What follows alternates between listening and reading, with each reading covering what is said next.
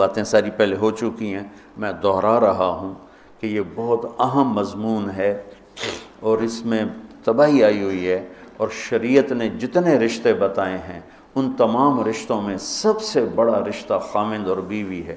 والدین کا بھی اتنا اہمیت قرآن نے نہیں بیان کی، بہن بھائیوں کی اتنی اہمیت بیان نہیں کی کہ والدین کے لیے چند آیات، بہن بھائیوں کے لیے چند آیات، باقی رشتوں کے لیے چند آیات، اور خامند بیوی کے لیے سینکڑوں آیات ہیں، سینکڑوں۔ قرآن بھرا پڑا ہے کہ یہ رشتہ بچ جائے، چونکہ باقی رشتے ٹوٹتے نہیں، یہ ٹوٹ جاتا ہے۔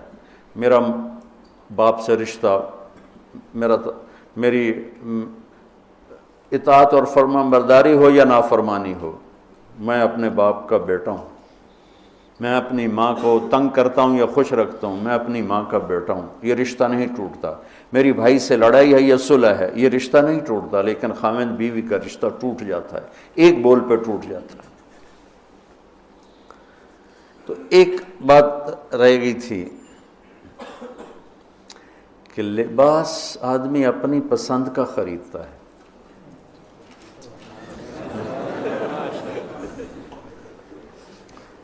جب چھوٹا بچہ ہوتا ہے پھر تو ماں باپ پہناتے ہیں، جب وہ ہوش میں آ جاتا ہے تو وہ لباس اپنی پسند کا لیتا ہے، ماں کی پسند کا نہیں لیتا، باپ کی پسند کا نہیں لیتا ہے۔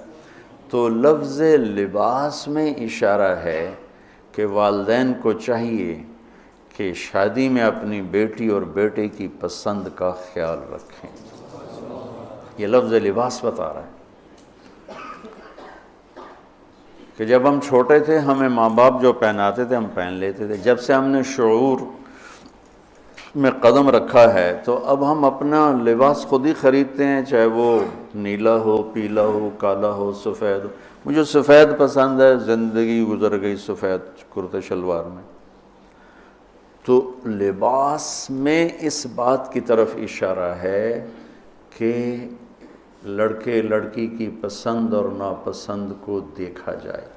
ہمارے معاشرے میں بیٹیوں سے تو پوچھتا ہی کوئی نہیں، اور بیٹوں پر بھی مسلط کرتے ہیں، ایتھے ہی کرنی ہے، بس ہمارا فیصلہ ہے۔ والدین سے کہتا ہوں اللہ کے واسطے، یہ اللہ نے شریعت نے حق رکھا ہے بچے کا، میں نے قبول کیا، لڑکا کہتا ہے، باپ تو نہیں کہتا ہے۔ تو جس نے کہنا ہے میں نے قبول کیا تو وہ قبول تو کرے۔ ایک صحابی نے آ کے عرض کی یا رسول اللہ میں نے وہ نکاح کا پیغام دیا ہے، تو آپ نے فرمایا تو نے وہ لڑکی کو دیکھا ہے؟ کہا جی نہیں۔ آپ نے کہا دیکھ لو، کہ تم نے زندگی گزارنی ہے، دیکھ لو۔ اتنی گنجائش رکھی ہے کہ لڑکا لڑکی بیٹھیں، آپس میں بیٹھیں، ایک دوسرے کو دیکھ لیں، بات چیت کر لیں، تو انہوں نے زندگی گزارنی ہے۔ تو ہمارا ماحول ہے کہ یہ بھی ہندو سے آیا ہوا معاشرہ ہے کہ وہ ذات پات میں پھنسے ہوئے تھے، بس ہم نے راجپوتوں میں کرنا اور کہیں نہیں کرنا، ہم نے جاٹوں میں کرنا اور کہیں نہیں کرنا، ہم نے ارائیوں میں کرنا اور کہیں نہیں کرنا، ہم یہ ہیں، ہم اس کے علاوہ اور کہیں نہیں کرتے۔ یہ پورے ہمارے ماحول میں ایک چیز رچی ہوئی ہے۔ کتنے بچے میرے پاس آتے ہیں، بچیوں کے فون آتے ہیں، ماں باپ زبردستی شادی کر رہے ہیں، میرا دل نہیں کر رہا لیکن وہ زبردستی کر رہے ہیں۔ تو اگر زبردستی کریں تو پھر مان جاؤ، قربانی دے دو، پھر بغاوت نہ کرو، قربانی دے دو۔ چونکہ ایک اس کے ضد میں انتہا کی بات ہو رہی، وہ ہے کورٹ میرج، کہ بعض بچے بچیاں اتنے باغی ہو جاتے ہیں کہ وہ عدالت میں جا کے اپنا نکاح کر لیتے ہیں۔ میں اس کو ٹھیک نہیں سمجھتا کہ ماں باپ کی دعائیں ہمیشہ کے لیے ختم ہو جائیں گی۔ ماں باپ زیادتی کرنے پر آ گئے ہیں، مان جاؤ اور اللہ سے مانگو، اللہ پاک اس میں آپ کے لیے بہتری کی شکلیں بتائے گا۔ اس کیمرے کے ذریعے سے لوگ جو سن رہے ہیں، سارا ملک تو نہیں سن رہا ہے لیکن جو سن رہے ہیں، یہ شادی بچے کا معاملہ ہے، بچی کا معاملہ، اللہ کے واسطے پوچھا کرو، پوچھے بغیر کرنا زیادتی ہے۔ میرے نبی کی حدیث سناتا ہوں، ما تزوجت وما زوجت الا بوحی من السماء نزل به جبریل۔ میں نے شادی کی یا بیٹی کی شادی کی، پہلے آسمان سے وحی آئی، جبریل آئے، پیغام لائے، حکم لائے، پھر میں نے یہ کام کیا۔ ٹھیک۔ حضرت علی رضی اللہ تعالیٰ عنہ پیغام لے کر آئے ہیں۔ پہلے ابوبکر صدیق نے رشتہ مانگا، آپ خاموش یعنی انکار۔ عمر رضی اللہ تعالیٰ عنہ نے بات کی، خاموش یعنی انکار۔ عبد الرحمن بن عوف نے حضرت علی سے کہا تم جاؤ۔ وہ فرمانے لگے میں تو بہت غریب ہوں، میرا تو گھر بھی اپنا نہیں، مجھے دے دیں گے؟ کہاں دے دیں گے، تم جاؤ۔ تو حضرت علی تشریف لائے، را کے بیٹھے تو شرم کی وجہ سے بولا ہی نہ گیا۔ تو آپ نے فرمایا علی کیسے آئے؟ وہ چپ۔ اب آپ کو تو پتہ تھا علی کیسے آئے، آپ تو اندر دیکھ رہے ہیں۔ تو آپ نے فرمایا لگتا ہے تم فاطمہ کے رشتے کے لیے آئے ہوگے؟ کہا جی ہاں۔ تو آپ نے کہا انشاءاللہ، اور یہ کہہ کر اٹھ گئے۔ تو حضرت علی باہر تشریف لے کے، صحابہ کھڑے ہوئے تھے انتظار میں، کیا ہوا؟ تو فرمایا انکار ہو گیا۔ کہنے لگے کیسے؟ کہا کچھ بولے ہی نہیں۔ تو عبد الرحمن بن عوف کہنے لگے کچھ تو بولے ہوں گے؟ کہا بس انشاءاللہ کہا تھا۔ کہا تو پھر بس مبارک ہو گیا کام۔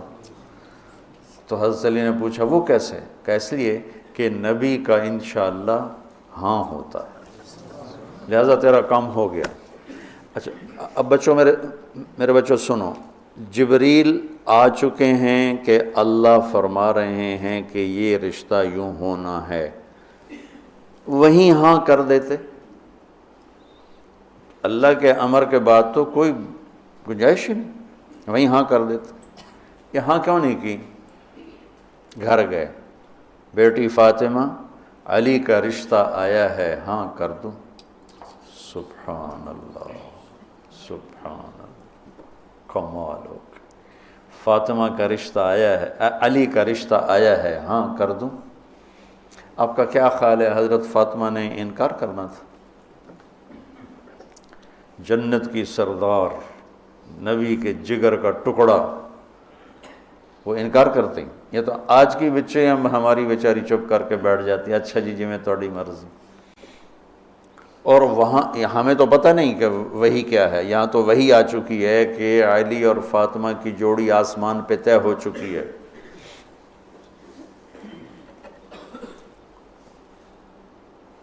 حضرت فاطمہ رضی اللہ تعالیٰ عنہ کے اقرار کے بعد آپ باہر تشریف لائے۔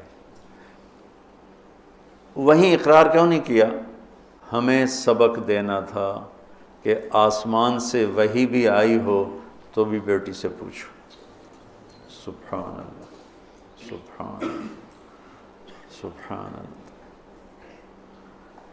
آپ نے کہا علی بلاؤ لوگوں کو، تو وہ اس وقت مسجد بھر گئی ساری۔ تو آپ نے سامنے بٹھایا اور خود ممبر پہ کھڑے ہوئے اور فرمایا کہ لوگوں میرے پاس جبریل یہ پیغام لے کر آئے ہیں کہ میں اپنی بیٹی فاطمہ کا نکاح علی کے ساتھ کر دوں۔ پھر آپ نے خطبہ پڑھ کے فرمایا کہ علی میں نے 400 درہم کے عوض فاطمہ بنت محمد کو تیرے نکاح میں دیا، تو نے قبول کیا؟ تو انہوں نے کہا قبل، تو میں نے قبول کیا، اور سجدے میں چلے گئے اور زور سے دعا مانگی، رب اوزعنی ان اشکر نعمتک التی انعمت علی وعلی والدی وان اعمل صالحا ترضاہ واصلح لی فی ذریتی انی تبت الیک وانی من المسلمین۔ یہ دعا مانگی اور اللہ کے نبی نے کہا آمین۔ آپ نے زور سے اوپر سے کہا آمین۔ پھر آپ نے سارے شرکائے نکاح کو شہد کا شربت پلایا اور کھجور کھلائی، شہد کا شربت اور کھجور کھلائی۔ تو آسمانی وحی کے بعد بھی باپ پوچھ رہے ہیں کہاں کر دوں؟ تو ہمارے پاس تو وحی نہیں ہے، اور ایک بچی نے زندگی گزارنی، ایک بچے نے زندگی گزارنی، اور ماں باپ ان کی وہ رائے کے خلاف اولاد بولے تو وہ کہتے ہیں یہ گستاخ ہو گئے ہیں، یہ نافرمان ہو گئے ہیں۔ وہ پھر وہ ان کو وہ جذباتی طور پر ان پر پریشر ڈالتے ہیں، ہم نے تمہیں بچپن میں پالا، ہم نے ماں کہتی میں تینوں دودھ پیوایا، میں تیرے پوتڑے دھوتے، آج تو میرے اگو بلینا ہے۔ وہ اماں جی میں زندگی گزارنی ہے، تسی گزار بیٹھے ہو، میں گزارنی ہے۔ ہمارے دینی حلقے ہوں یا دنیاوی حلقے ہوں، نہ کوئی بچے سے پوچھتا ہے کہ بیٹا یہاں آپ کا کر دیں، آپ کا کیا رائے ہے، نہ کوئی بچی سے پوچھتا ہے کہ بیٹی یہ رشتہ آیا ہم ہاں کر دیں، بلکہ بچیوں سے چھپا کے رشتے کیے جاتے ہیں کہ وہ بچی کو پتہ ہی نہیں ہوتا۔ ہمارے پرانے تعلق والے ذمہ دار گھرانے کی بچی کہا جی مولانا صاحب چلو ماں باپ جہاں کر دیں ٹھیک ہے، ہمارا سر جھکا ہوا ہے، اتنا تو دیکھ لیتے انسان کا بچہ ہوتا ہے۔ ایک شرابی کے ساتھ میری شادی کر دی، عمر گزر گئی میری روتے روتے، فیملی میں ہی کرنا تھا تو کوئی اور شریف بچہ دیکھ لیتے۔ مجھے صرف فون پہ کہا گیا کہ باسی تیری منگنی کر دیتی ہے تو فلانی تاریخ نو تیری شادی، اور وہ شرابی تھا میرا، آج تک وہ شراب پیتا۔ یہ وہ دکھتے ہوئے مسائل ہیں جن کو ہم دین کی روشنی میں دیکھتے ہی نہیں ہیں، اپنے رواج کی روشنی میں دیکھتے ہیں۔ ہمارا رواج کیا ہے، ہمارا دستور کیا ہے، اس پر ہم چلتے ہیں۔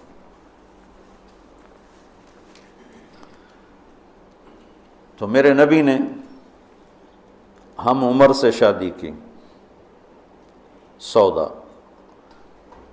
عمر سے بڑی سے شادی کی، خدیجہ، کم عمر سے شادی کی باقی ساری بیگمات، خاص طور پہ حضرت عائشہ،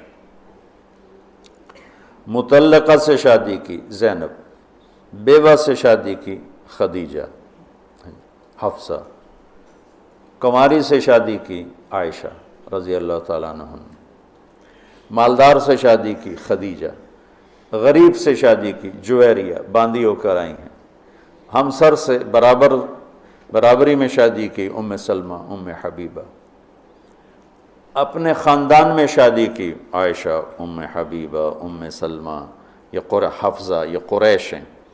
خاندان سے باہر قوم میں شادی کی جویریہ، میمونہ، قوم سے بھی باہر یہود میں شادی کی صفیہ رضی اللہ تعالیٰ عنہ۔ یہ کتنی نسبتیں ایک عورت کی بن سکتی ہیں، ان سب میں میرے نبی نے شادی کی۔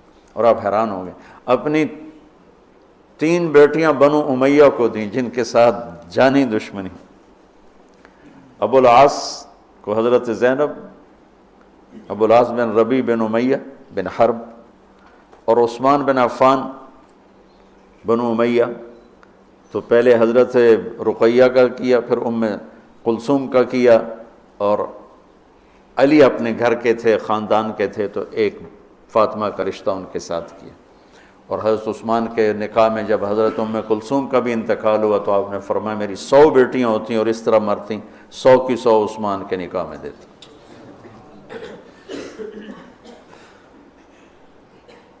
یہ معاشرت کے احکام کو اللہ روزے کے درمیان لے کر آئے، اوپر بھی روزہ ہے نیچے بھی روزہ ہے، اور اس کے بیچ میں اللہ تبارک و تعالی ہمیں یہ دکھا رہا ہے کہ معاشرت عبادات کی طرح ہے، عبادت کی طرح ہے۔ معاشرت خوبصورت نہیں ہوگی تو ہمارا دین خوبصورت نہیں ہوگا۔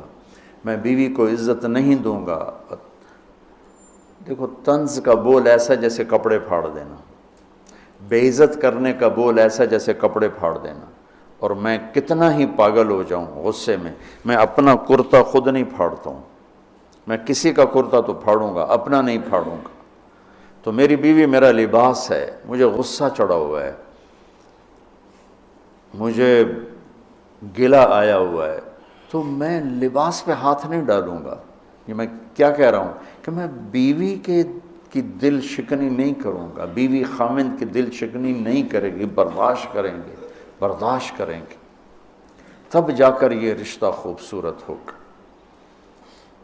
دنیا میں کسی بھی رشتے کو باقی رکھنے کے لیے برداشت کے سوا کوئی قانون نہیں، اور اس رشتے کے لیے برداشت سب سے زیادہ ہے کہ برابری کا رشتہ ہے، کبھی خامند گرم کبھی بیوی گرم، پھر دونوں ہی گرم تو پھر آگ بھڑکے گی اور بڑھتی چلی جائے گی۔